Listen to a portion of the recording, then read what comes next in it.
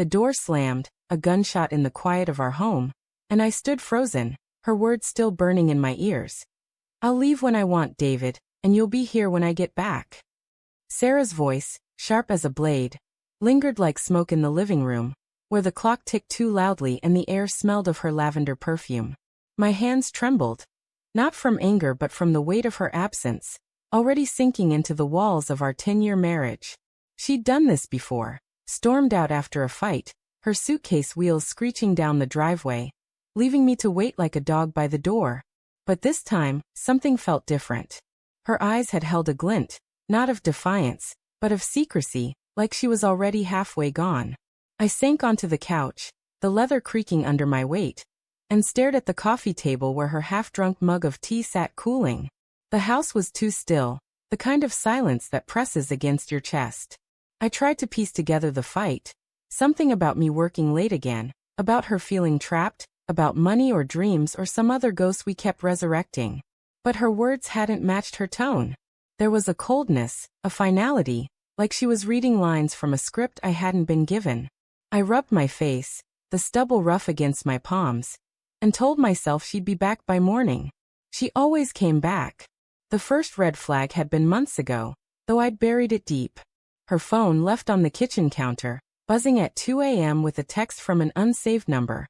"Meet me tomorrow." Usual spot. I'd stared at it, heart thumping, but convinced myself it was nothing. A friend, a co-worker, a misunderstanding. Sarah was bold, fiery, the kind of woman who'd argue with a storm and win, but she wasn't a liar. Or so I thought. I'd ignored the late-night calls she took in the bathroom. The way her laughter sounded different, brighter, younger, when she thought I wasn't listening. I told myself it was stress, her new job at the gallery, the long hours she spent curating exhibits. Love makes you blind, but it also makes you a fool. Days passed, and the house grew colder. Her side of the bed stayed untouched, the pillow still dented from her head. I called her phone, but it went straight to voicemail, her voice bright and teasing. "You know what to do." I didn't. I left messages, first worried, then desperate, then silent. I drove past the gallery, but her car wasn't there. I checked her favorite coffee shop, the one with the mismatched mugs and the barista who knew her order by heart. Nothing. The world felt like it was tilting, and I was sliding off the edge. On the 5th day, I found it. Tucked in the drawer of her nightstand, beneath a dog-eared novel, was a folded receipt from a hotel downtown. The date was last month, a weekend she'd said she was visiting her sister in Portland. My stomach churned as I read the charges. 2 glasses of wine, a late checkout, a room for one night. I sat on the bed, the paper trembling in my hand, and tried to rationalize it. A work thing, maybe. A mistake. But the truth was clawing its way up, sharp and relentless. I called the hotel, my voice steady despite the storm inside me.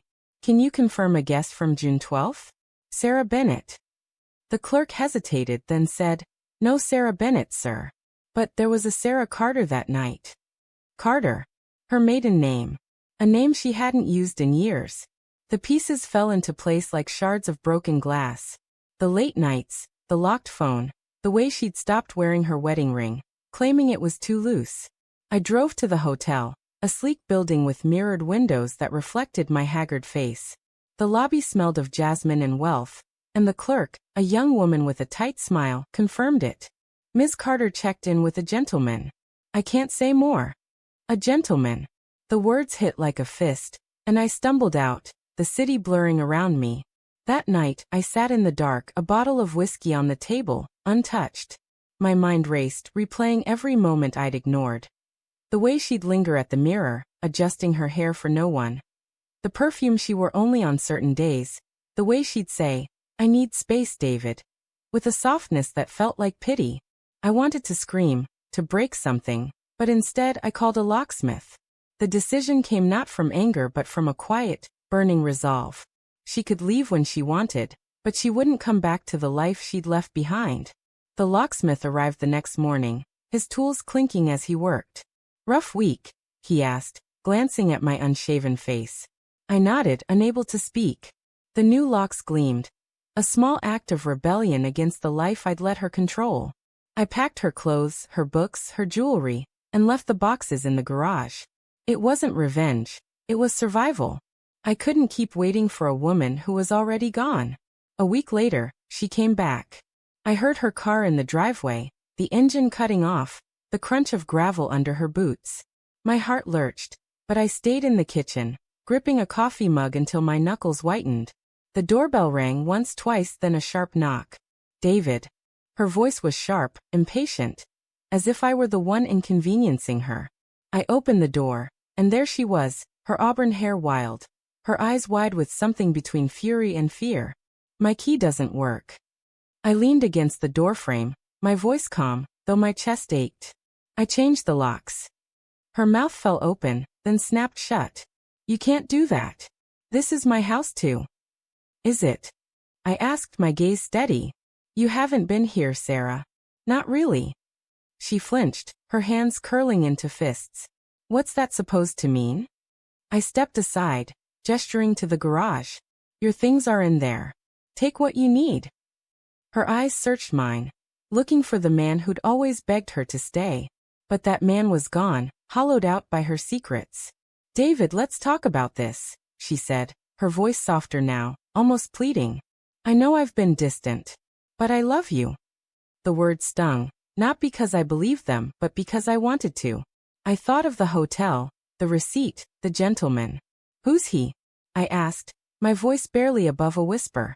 Her face paled, and for a moment, the world stopped. What? I know, Sarah. The hotel. The calls. The lies.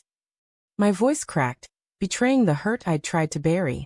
You left when you wanted, but you don't get to come back when you need. She stared at me, tears welling, but she didn't deny it. That was the worst part. Her silence confirmed everything. She turned, walked to the garage, and opened a box, her hands shaking as she pulled out a sweater. I didn't mean for it to happen, she whispered, not looking at me. It just did. I wanted to ask why, to demand answers, but the truth was, it didn't matter. She'd chosen someone else, and I'd chosen myself. Goodbye, Sarah, I said, closing the door. The house was quiet again, but it wasn't empty. It was mine now, filled with the weight of what I'd lost and what I'd reclaimed. She left when she wanted, but when she needed to return, there was nothing left for her.